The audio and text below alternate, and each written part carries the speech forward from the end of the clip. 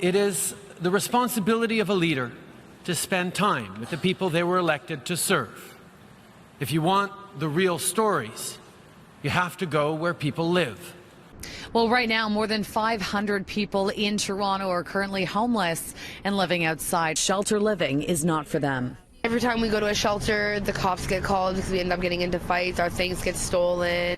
While the city has increased shelter space in response to a deadly year on our streets by opening 3 respite centers, the system is still operating at capacity, with very few spots available on any given night. It was in places like that that I got the best sense of what Canadians were thinking and how they were doing. Mr. Speaker, we have been there for Canadians, and we have been responsible stewards of the public purse, and we have been responsible stewards of the public purse. And we have been responsible stewards of the public purse.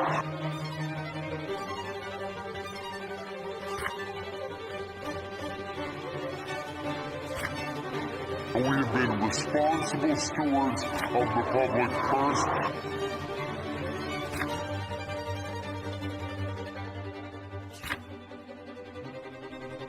And we have been responsible stewards of the public purse.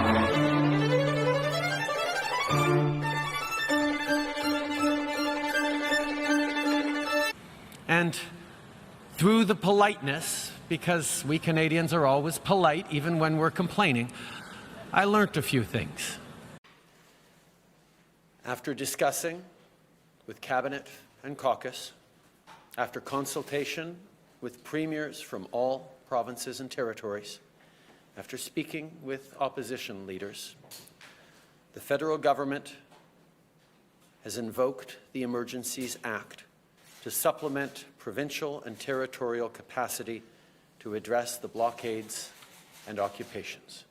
We need to be prepared to answer some very direct questions. How many times has the Prime Minister communicated with the Ethics Commissioner? Answer the question. I will give the same answer. I'm happy to work with the Ethics Commissioner on any questions she may have. And one of the things that I like about Prime Minister's question period is I get to take questions from any MP across the way who has their questions, not just the party leaders. The Prime Minister was getting tired of pretending to answer the question, so he's decided he just won't even pretend to answer it at all.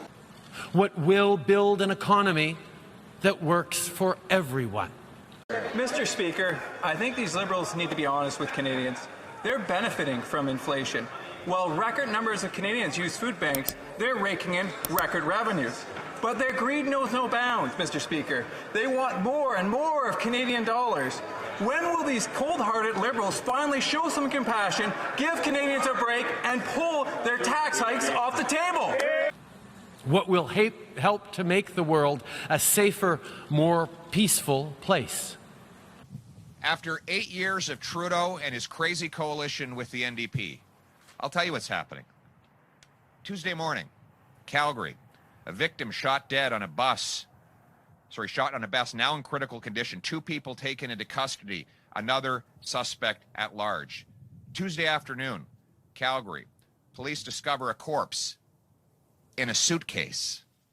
Wednesday, Edmonton, police reveal that a 35-year-old, Gabriel Dumont, was shot to death in an apartment building. Wednesday afternoon, Edmonton, a teenage boy attacked in an Edmonton mall. The boy is now in serious condition. Wednesday night, downtown Calgary, a 20-year-old shot dead, another injured from gunshot wounds. This morning, right here in Edmonton, a 48-year-old man was randomly stabbed. He's in critical condition, suspect still at large. That is a normal day in an average Canadian city after 8 years of Justin Trudeau. To allay people's anxiety, we need to create economic growth that is broadly shared, because a fair and successful world is a peaceful one. The Bank of Canada has lost $522 million in Q3. You see, In Canada, we got a very important thing right. Not perfect, but right. In Canada, we see diversity as a source of strength. Question. I wanted to ask about Mayor Olivia Chow's requests to the federal government. She wants a reception center funded by your government near Pearson so asylum seekers can check in and the city can be aware of where they're going and what their needs are. And she's also asking for more money. I mean, you saw the images of people sleeping on the street once they arrived in Canada. What is your response to the reception center, and what was your reaction when you saw what was happening on the streets of Toronto? But when it comes to settling asylum seekers, again, municipalities and provinces have the large part of responsibility. But we're Canadian, and we're here to help.